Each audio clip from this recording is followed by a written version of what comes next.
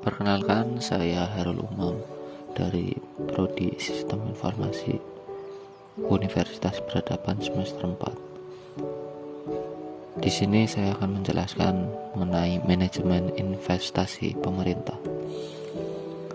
Langsung saja, manajemen investasi pemerintah. Manajemen aset merupakan suatu proses yang sistematis dan terstruktur yang mencakup siklus hidup aset. Terpenuhinya asas efisiensi, di mana pengelolaan barang milik negara diarahkan agar sesuai dengan batasan-batasan standar kebutuhan yang diperlukan dalam menunjang penyelenggaraan tugas dan fungsi pemerintah secara optimal.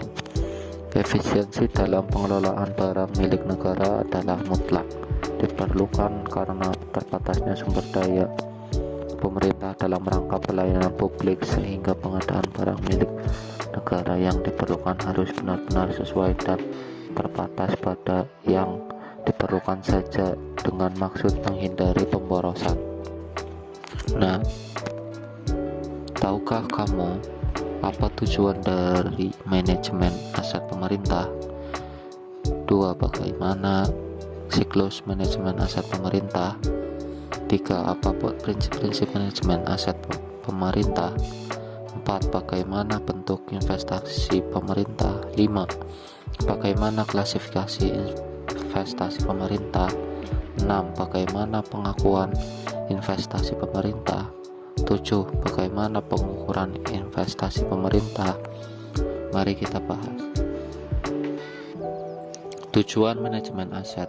Secara umum, tujuan dari pengelolaan aset adalah membantu suatu entitas dalam memenuhi tujuan penyediaan pelayanan secara optimal, efektif, dan efisien. Hal ini mencakup perencanaan, panduan pengadaan, penggunaan, pemanfaatan, optimasi penghapusan aset, dan pengaturan risiko serta biaya yang terkait selama siklus hidup aset. Pengelolaan aset juga bertujuan untuk memenuhi kejelasan dari kepemilikan aset, sehingga pemilik aset dapat dengan aman dan tidak terbentur masalah legalitas dalam mendayagunakan aset yang dimilikinya. Siklus manajemen aset. Manajemen aset baik di perusahaan maupun negara meliputi aktivitas inti sebagai berikut: perencanaan, planning, perolehan, acquisition, pemanfaatan, utilisation, dan penghapusan. Siklus manajemen aset membedakan dari input sumber daya lainnya yang secara khusus tanggung jawab untuk keputusan pengadaan dan biaya dalam suatu organisasi, berbeda dengan tanggung jawab untuk operasi dan pemeliharaan aset. Masalah mungkin dapat timbul dari pemisahan tanggung jawab manajemen selama masa siklus tersebut. 1. Identifikasi kebutuhan. Fase perencanaan, yaitu ketika permintaan atas aset direncanakan dan dibuat. Fase pengadaan, yaitu ketika aset dibeli, dibangun, atau dibuat. 3. Fase pengoperasian dan pemeliharaan, yaitu ketika aset digunakan untuk tujuan yang telah ditentukan. Fase ini mungkin diselingi dengan pembaruan atau perbaikan besar-besaran secara periodik, penggantian atas aset yang rusak dalam periode penggunaan. Dan 4.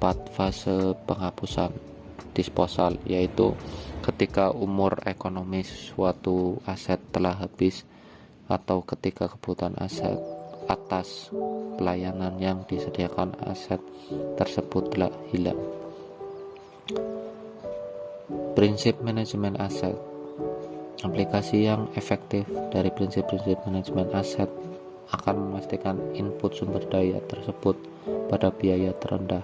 5 prinsip-prinsip manajemen aset tersebut adalah sebagai berikut. 1. Keputusan manajemen aset adalah keputusan yang terintegrasi dengan perencanaan strategis. 2. Keputusan perencanaan aset didasarkan atas evaluasi berbagai alternatif yang mempertimbangkan biaya siklus hidup aset, manfaat, dan risiko kepemilikan.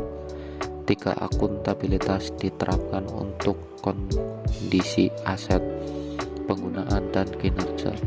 4. Keputusan penghapusan didasarkan pada analisis terhadap metode-metode yang menghasilkan tersedianya pengembalian bersih dalam kerangka perdagangan yang wajar.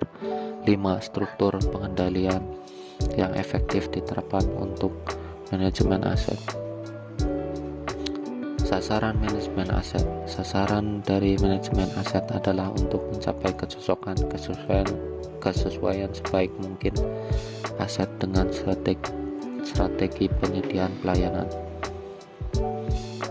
Bentuk investasi pemerintah. Pemerintah melakukan investasi dengan beberapa alasan, antara lain memanfaatkan surplus anggaran untuk memperoleh pendapatan dalam jangka panjang dan memanfaatkan dana yang belum digunakan untuk investasi jangka pendek dalam rangka manajemen kas. Klasifikasi investasi pemerintah. Investasi pemerintah dibagi atas dua, yaitu investasi jangka pendek dan investasi jangka panjang. Investasi jangka pendek harus memenuhi karakteristik sebagai berikut: dapat segera diperjualbelikan atau dicairkan. 2. Investasi tersebut ditujukan dalam rangka manajemen kas, artinya pemerintah dapat menjual investasi tersebut apabila timbul kebutuhan kas. 3. Beresiko rendah.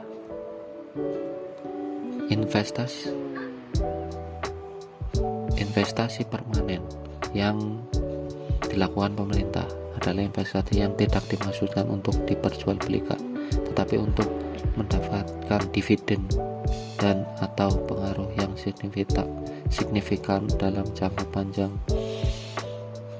atau menjaga hubungan kelembagaan. Investasi permanen ini dapat berupa: A. Penyertaan modal pemerintah pada perusahaan negara, badan internasional, dan badan usaha lainnya yang bukan milik negara. B. Investasi permanen lainnya yang dimiliki oleh pemerintah untuk menghasilkan pendapatan atau meningkatkan pelayanan kepada masyarakat. Investasi non-permanen yang dilakukan oleh pemerintah antara lain dapat berupa pembelian obligasi atau surat utang jangka panjang yang dimaksudkan untuk dimiliki sampai dengan tanggal jatuh temponya oleh pemerintahan. Selanjutnya, penanaman modal dalam proyek pembangunan yang dapat dialihkan ke pihak ketiga. Lalu, dana yang disisihkan pemerintah dalam rangka pelayanan masyarakat seperti bantuan modal kerja secara bergulir kepada kelompok masyarakat. Yang terakhir, investasi non-permanen lainnya yang sifatnya tidak dimaksudkan untuk dimiliki pemerintah secara berkelanjutan, seperti penyertaan modal yang dimaksudkan untuk penyelamatan perekonomian. Pengakuan investasi pemerintah. Suatu pengeluaran kas atau aset dapat diakui sebagai investasi apabila memenuhi salah satu kriteria: A. Kemungkinan manfaat ekonomik dan manfaat sosial atau jasa potensial di masa yang akan datang atau atas suatu investasi tersebut dapat diperoleh pemerintah. B. Nilai perolehan atau nilai wajar investasi dapat diukur secara memadai, reliabel. Pengukuran investasi pemerintah.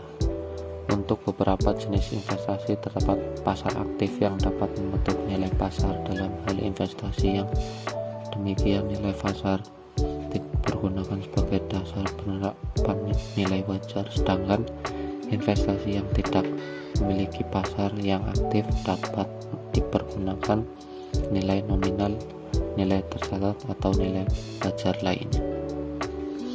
Kesimpulan, Perjalanan untuk menciptakan manajemen aset yang modern memang masih memerlukan waktu yang panjang, akan tetapi tidak mustahil untuk dilakukan apabila semua unsur mau melaksanakan apa yang menjadi tanggung jawab masing-masing dengan amanah dan komitmen yang tinggi. Bagaimanapun juga ke depan, barang milik atau kekayaan negara harus dikelola oleh SDM yang profesional dan handal, karena hal tersebut menjadi kebutuhan yang vital dan strategis pada masing-masing kementerian atau lembaga negara. Dengan perencanaan kebutuhan aset tersebut, pemerintah dapat terhindarkan dari kepemilikan aset yang sesuai dengan kebutuhan sehingga dapat menjaga dan meningkatkan kualitas pelayanan yang diberikan pada masyarakat. Selain faktor perencanaan kebutuhan aset, faktor pengamanan dan pemeliharaan aset juga harus menjadi pertimbangan pemerintah.